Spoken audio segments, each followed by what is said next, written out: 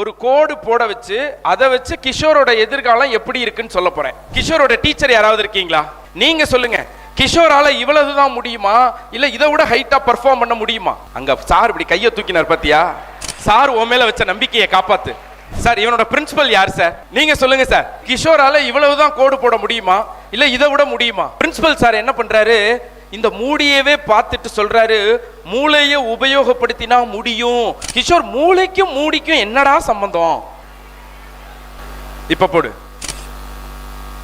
இது 50ன்னு வச்சுக்கலாம், இது 70, இது 80, இது 90, இது 100.